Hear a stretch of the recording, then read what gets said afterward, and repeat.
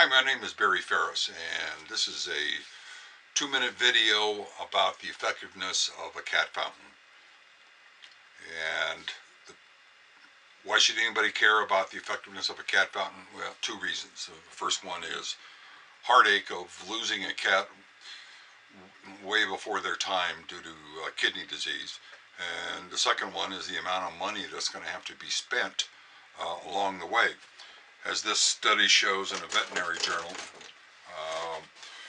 the initial costs for kidney disease are at least $1,000, and that doesn't include hospitalization, lab fees, and other things. But it's common knowledge in the industry that the total cost is usually around $3,000. So that the money's one thing, but the heartache of having to bury a cat that's only 8 or 10 years old is enough reason for most people to be very interested.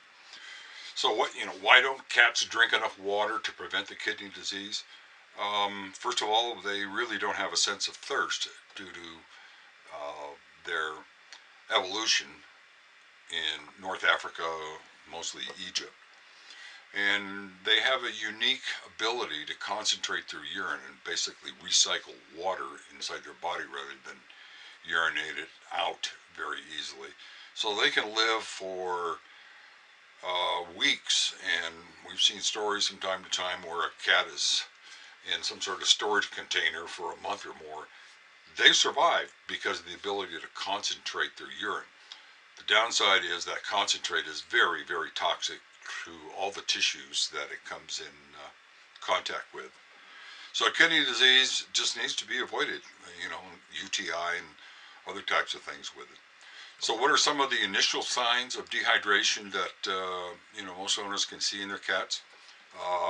The smell in the litter box of the poop, and the nastier it gets tells a lot of people that the transit time from eating to defecating is slowed down because there's a lack of water. The other real telltale sign is ammonia. Ammonia is produced when the concentrate gets real high, so that can tell you. Also, the tails of the litter box is if the poop is dry, doesn't have anything sticking on it. It could be because there's not enough water in the poop and the litter is not sticking to it. And when it comes to the water clumps in the litter box, little deposits of water when they urinate that's like an inch or less, that's a real sign, in my experience, of a cat not drinking enough water. My cats, they produce golf ball size, almost up to baseball size, all day. So, and they are very, very well hydrated. So what turns a cat off from drinking the amount of water they should? First of all, the smell. Some water smells bad. If it sits there long enough and if there's mold in it, it'll smell really bad to them. I mean, they can smell 14 times better than humans. That's common knowledge.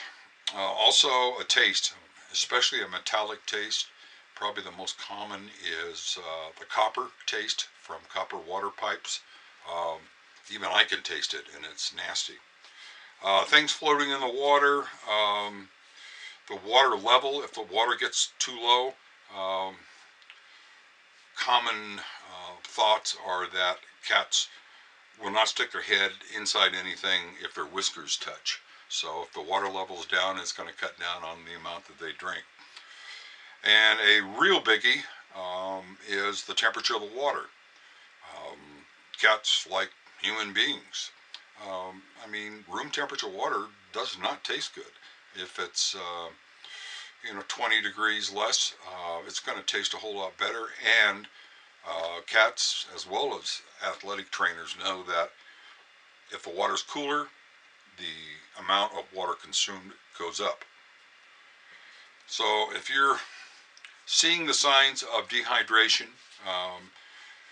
first of all, you can try lots of fresh, cool water daily in a made in the USA glass or high fire ceramic bowl that's also made in the USA. That should do the trick. If you're still seeing signs, or the vet tells you that the dehydration is still there, you might consider a Glacier Point fountain, simply because they're the easiest to clean and totally clean and even sterilize the entire contraption. And it also has a chiller on it.